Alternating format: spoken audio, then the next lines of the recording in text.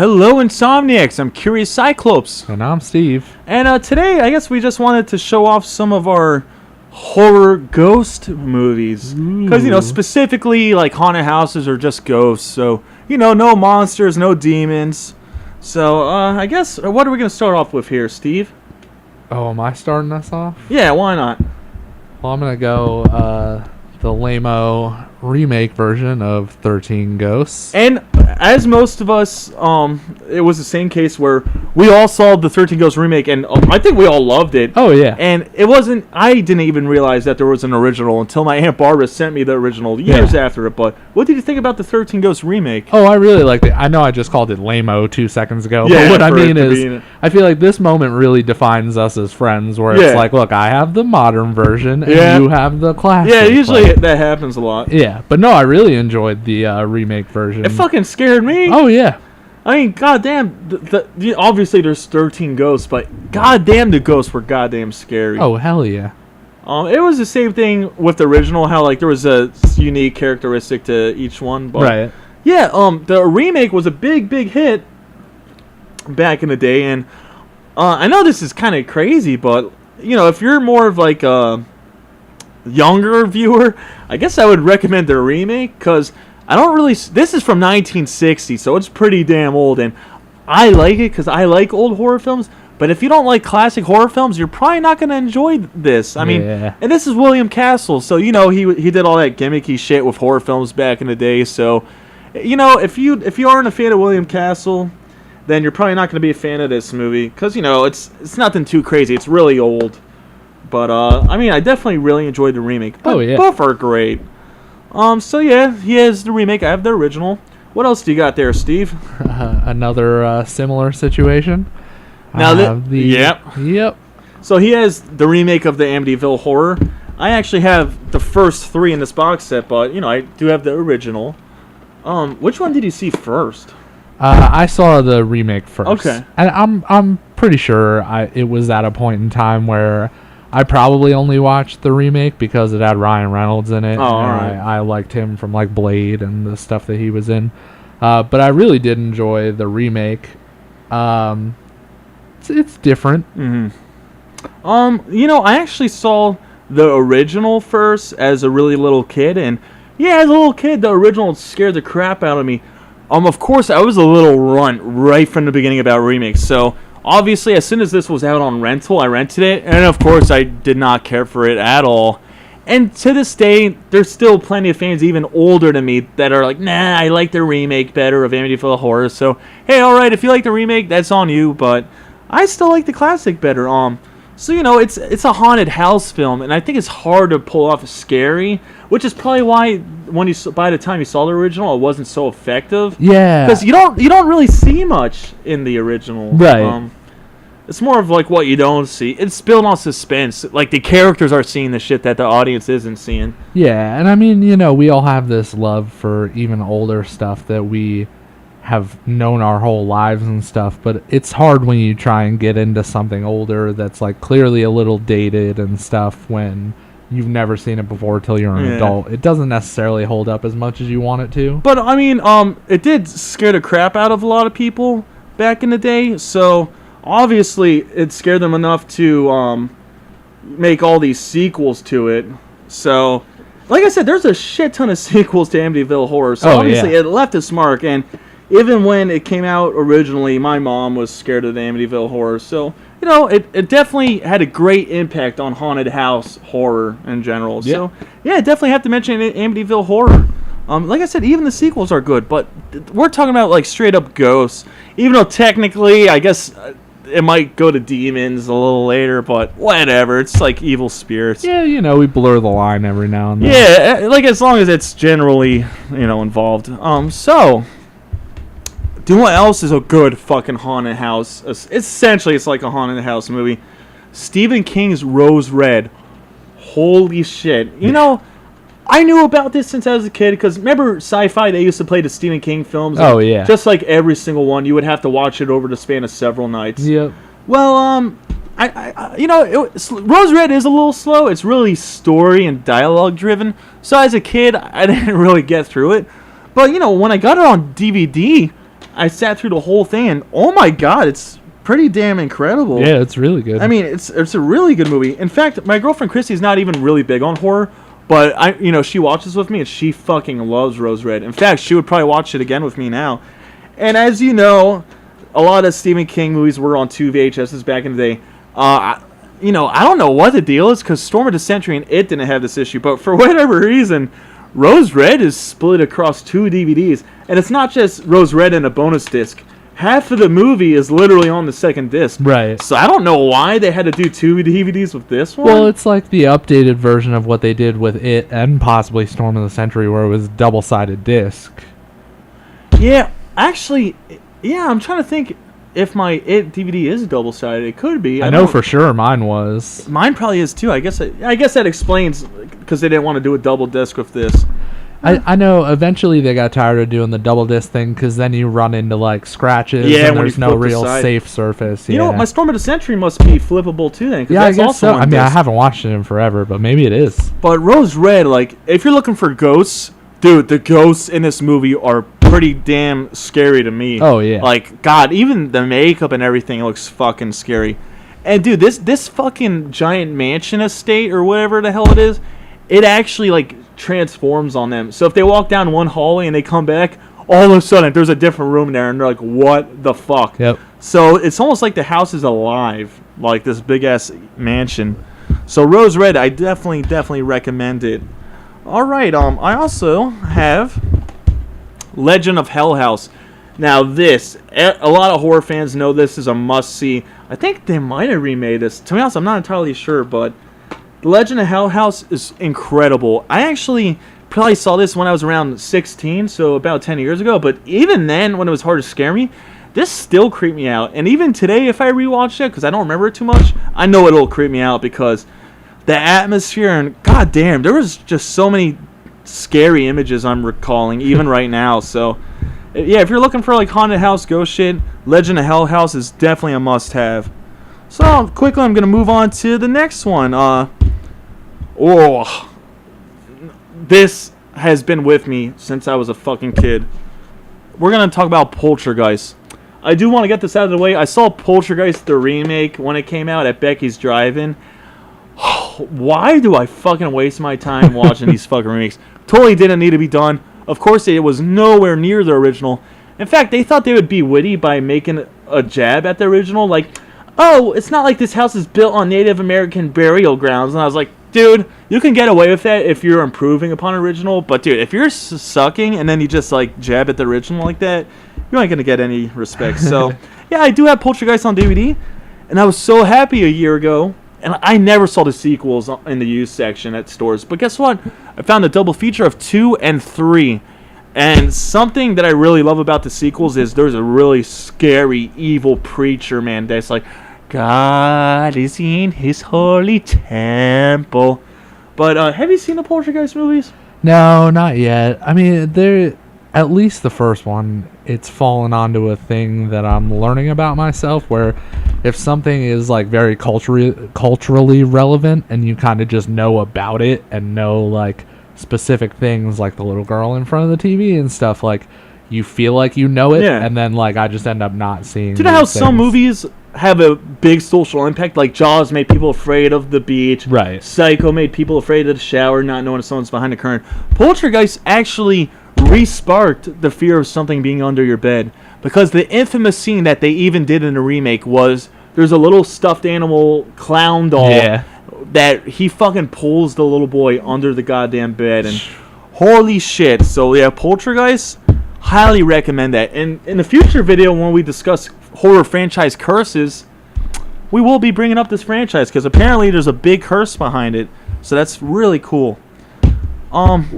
Definitely have to mention John Carpenter's The Fog. Pretty much everyone's at least heard of this. There has been a remake, and this is a great, I guess it's like pirate ghosts are in it, and I haven't seen this really since I was a kid, so I gotta rewatch it. But as I said in the foreign horror video, this film was directly inspired by the Blind Dead entry called The Ghost Galleon. So yeah, this has like pirate ghosts, which is pretty cool. You don't see that often, so definitely check out The Fog if you're looking for ghosty stuff. I also want to mention, H.G. Lewis, his I have a set here, but specifically 2000 Maniacs. I dubbed it a Confederate horror film, but it's really Confederate ghosts. So you really have to check that out. What a fucking out there idea. Yeah. And of course there also was a sequel, 2000 Maniacs, and Steve actually informed me that there was another sequel to this called, I don't even know what the fuck it was 2001 Maniacs Field of Screams. Okay, so apparently there's 3 entries to the 2000 Maniacs. But this one, the sequel looks really cool because Robert Englund is on the cover with a Confederate flag eye patch. And I hope he has a big role in this movie because I love the original. The twist ending got me. So, I'm curious if the second one is still supposed to be Ghost, because it would be cool seeing Robert Englund as a Confederate ghost general. Yeah. So, yeah, I definitely recommend 2000 Maniacs. I can't really talk about the sequels too much because I don't know about it. Here's a classic that my Aunt Barbara got for me. This is called The Innocents. Again, if you don't like classic stuff, you aren't going to be into this. This is like a good black and white horror. I really don't want to spoil too much about it, but essentially it revolves around 2 children that are possessed from ghosts from the past. I don't want to get too into it, but this is one of those really respected classics for ghost films. So if you're looking for like an old ghost film, I'll definitely recommend The Innocents. And it's a black and white ghost film, so why not try it out? Alright, just to finish this ghost video, I'm going to branch out a little bit because, anything horror related we're allowed to talk about. So for ghost stories, come on, Beetlejuice, I think we all love that. So, I got the Blu-ray and the DVD here. Obviously, I fucking love Beetlejuice. Even as a kid, even though it's not a horror film, it did scare me. There was moments that scared me. There was plenty of wild shit. I think even the sandworms scared me a bit. Oh, yeah. But what did you think about Beetlejuice? There was even a TV show. Back when I was a kid, I used to go spend like summers at my grandmother's house. Me and my sister would each take a month while we were off from school. And she had these like crazy VHS tape collections of basically like stuff my parents and people had recorded, and you know how you can get like 3 movies on a tape and stuff. Like Beetlejuice was one of those that I just randomly pulled out, put in the one day, and it definitely freaked me out. I mean, you were right, like the stuff with the sandworms and when he turns into like that snake and shit. even like some moments when they're fucking with their faces to scare the occupants of the house. Like, God, that's pretty scary looking for a kid's thing. Yeah. Obviously, they have been talking about Beetlejuice 2 forever with Michael Keaton reprising his role as Beetlejuice, but I haven't heard any new news in a long time about Beetlejuice 2, so who knows if it's in development hell or what the hell's happening, but yeah, we do love Beetlejuice. I didn't really care for the cartoon series for whatever reason so much as a kid, but, whatever, but we definitely appreciate it. And another one that might be a little out there. So, I know the name is really a spoof off of Poltergeist, but here is Trumba's Poultrygeist. So, essentially, it's about the ghosts of Native Americans are possessing people that are occupying a fried chicken fast food joint that was built over their burial grounds. So, it's part ghost story, part zombie chickens, but it's all trauma. And it actually is autographed by Lloyd Kaufman because... I actually went to trauma dance at Asbury Park, and I don't want to get into it, but that was quite an interesting story I'll have to tell sometime. But I might have gotten into a little trouble. But yeah, you do have an autographed copy of Poltergeist. So, this necessarily ain't a ghost story, but it is a Native American ghost zombie chicken story. So if you want something really fucking out there, I definitely recommend Poltergeist. I think that might be it for ghost stuff. I got 2 over this way. Oh, you got 2 over here? Yeah. All right, let's see what Steve has. I just want to bring these back up again since I know I haven't convinced you to watch them yet. But I do plan on it though. The Grave Encounters franchise. Like I said, I love those movies despite there being found footage and people don't necessarily love that. But they're both supposed to be like a ghost investigating show. Oh yeah, it literally the second one gets kind of meta and like it acts as though this is a real like movie that came out and people are reviewing it, but then this kid sees it and believes that it isn't a movie, that it's a real thing. What the hell? And goes back to the place from the first movie to investigate. Okay, that sounds out there. So he's like, oh, this is real. This isn't a movie. Yeah, but like you brought up, like Rose Red, how the house is kind of alive and rooms change and stuff. Like that's part of what I love about Grave Encounters is like the So is it a asylum transforming house, or does the house actually act like its own entity? Or like they'll go one way, and then when they turn around to try and go up a staircase, all of a sudden it's like a cement wall halfway up the staircase. You know, that sounds pretty cool because, I mean, that is pretty creepy having an inanimate object like a house fucking with you and being the villain. But yeah, so definitely worth checking out those movies. And then obviously I'm back to more found footage. Oh my god, yeah. This deserves an amount of respect. Like Paranormal Activity. I hate found footage, but you know what? We did see Paranormal Activity when it came out in theaters. Me and Steve, I don't know how the fuck they oversold the theater, but it was the only time in our lives. We literally had to go in the front row in front of the first row of seats, and we had to lay on the floor. I am not even kidding. Like literally, I was like, what are we gonna do, guys? We literally have to lay on the floor. Like there was no other choice. But they definitely oversold that theater. Yeah. I'm not gonna lie though. Like I don't like found footage, but this scared me. Oh yeah, that movie was terrifying, dude. Like even though how many sequels were there since then? Exactly. I mean, I'll give them the first 3 because I thought that it was original, that they were doing something different every time. Like this was like the hand cam. The second one was like security camera footage.